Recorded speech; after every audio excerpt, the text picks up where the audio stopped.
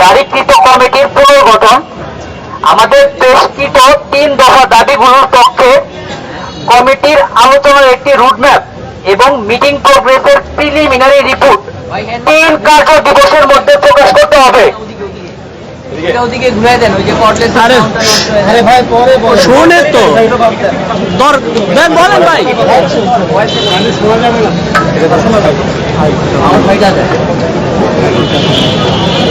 আমাদের প্রেস ব্রিফটি শুরু হচ্ছে।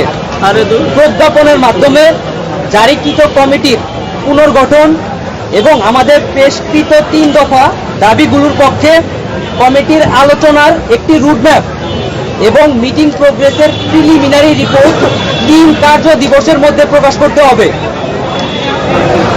কমিটির পূর্ণাঙ্গ রিপোর্ট প্রদানের আগে 10ম গ্রেড থেকে 9ম গ্রেডে কোনো প্রমোশন হবে না। একই সাথে 10ম গ্রেডের সার্কুলার ও নিয়োগ বন্ধ রাখতে হবে। আপনারা জানেন, একজন পুলিশ কনস্টেবল রিফাত হাসান কর্তৃক বুয়েট শিক্ষার্থীকে ধর্ষণের হুমকি দেওয়া হয়েছে। উক্ত দুর্বৃত্তকে অবিলম্বে গ্রেপ্তার ও শাস্তি নিশ্চিত করতে হবে। অতি সত্বর 27শে আগস্টে পুলিশি হামলার সাথে জড়িত সকল ব্যক্তিকে কঠোর শাস্তির আওতায় আনতে হবে। ঢাকা পলিটেকনিকের কিছু সন্ত্রাসী আমাদের বুটেক্সের ভাইদেরকে জবাই করার হুমকি দিয়েছে।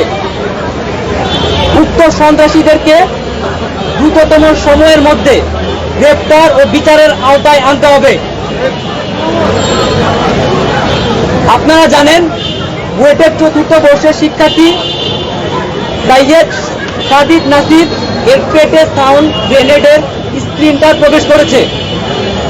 তার অবস্থা অত্যন্ত আশঙ্কাজনক।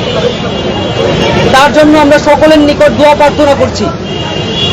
এছাড়াও আমাদের বুয়েটে শিক্ষার্থীদের মধ্যে আরো যারা গুরুতর আহত হয়েছে, আমরা তাদের কয়েকজনের কথা শুনবো।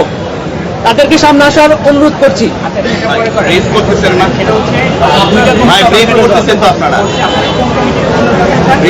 আপনাদের কর্মসূচি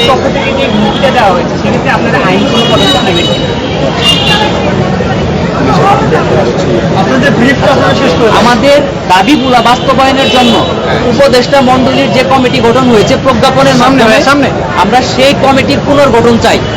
সেই কমিটির মধ্যে আমাদের শিক্ষকদের প্রতিনিধিত্ব চাই।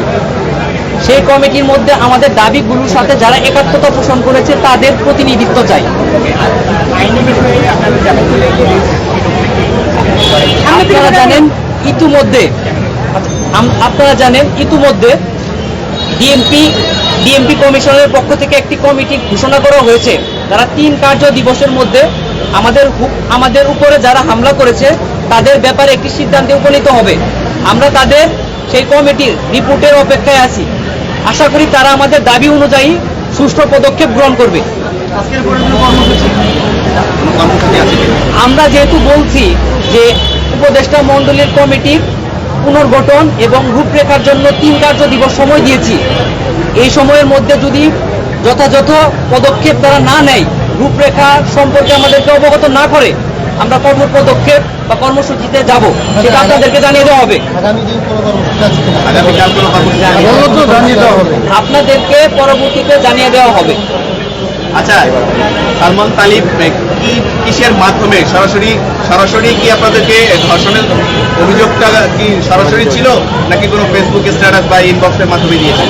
সামাজিক যোগাযোগ মাধ্যমে ইনবক্সে তাকে ধর্ষণের হুমকি দেওয়া হয়েছে। আমরা প্রমাণ আমাদের যে ব্যাচের যে পেজ আছে, আপনারা কি এই বিষয়ে কোনো আইনগত পদক্ষেপ নেওয়ার কোনো চিন্তা ভাবনা করেছেন কিনা? আমরা আইনগত পদক্ষেপ নিব।